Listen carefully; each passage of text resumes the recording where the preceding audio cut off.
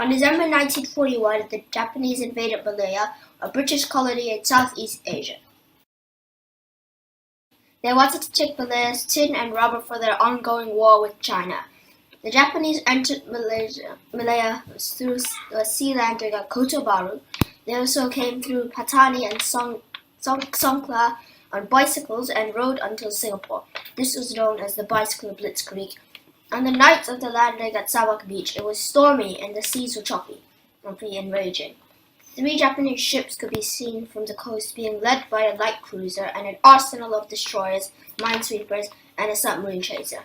Landmines had been planted across the beach and barbed wires lined the coast. The first wave of Japanese soldiers threw themselves on the landmines and barbed wire to make a clear path for the second wave in progress safely to the British outpost attack.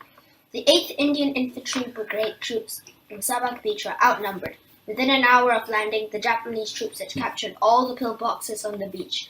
This was the first battle of the Pacific War. HMS Repulse returns to the sea, ready for battle. Look out, Japs! This ship is protecting British Malaya with the 4Z Squadron. This 35,000-ton monster gathers speed and heads for the blue water while she tests out her 4 and 15-inch guns at top speed. The Repulse and HMS Prince of Wales and the destroyer Vampire and Electra are heading out to face the Japanese threat off the coast of Kuantan.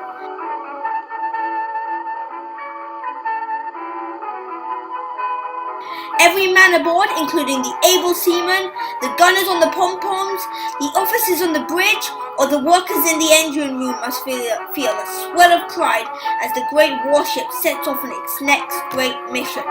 Led by Admiral Tom Phillips and Vice Admiral Tennant, there is no way the Japanese can defeat them.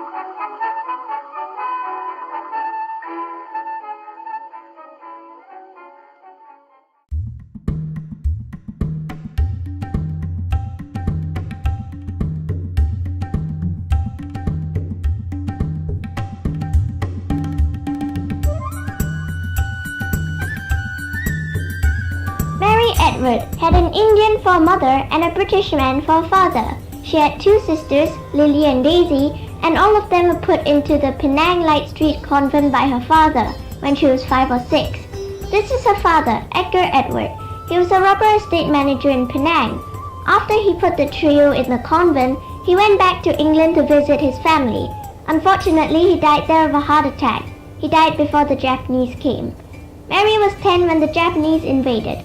Her mother pulled her out of the convent and hid her with a Malay family for a few days because she looked very British in real life. She dressed like a Malay girl and pretended to be part of the Malay family. Lily and Daisy were already married, so they didn't need to be hidden like their sister. One day, however, a Japanese soldier came to the house where Mary was staying and asked the Malay father why his child looked so white. The soldier was referring to Mary. The brave father lied to the soldier and said that Mary was his child from his first wife. The soldier believed him and left them alone. Mary was taken back from the Malay family by her sister Daisy, and Daisy and her husband took care of Mary. Mary grew up to be my great-grandmother. She was fortunate to escape the troubles other civilians had, such as destruction, death, and much more.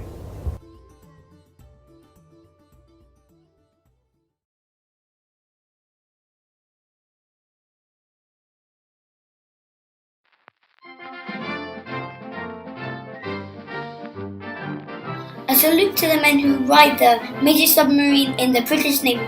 The crew of only 4 young skilled men will undertake a long and treacherous journey in this cramped space. The length of a submarine is 48 feet. This is shorter than a cricket pitch. The XE-3 heads off to Johor Straits for a top-secret operation to take down Japanese heavy cruiser. The sub normally travels above the water as it can go faster and the captain can look out for the enemy. If the lookout is clear, they might also have time for a cup of tea. Above the waterline, the major submarine can travel at 6.5 knots and can forge ahead at 5 knots when submerged.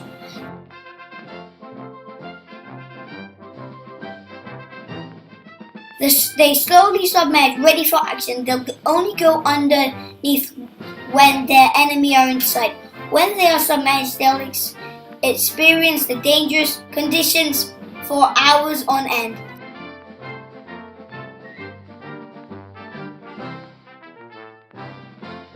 The Malayan waters are safe in the hands of the British ex-craftsmen.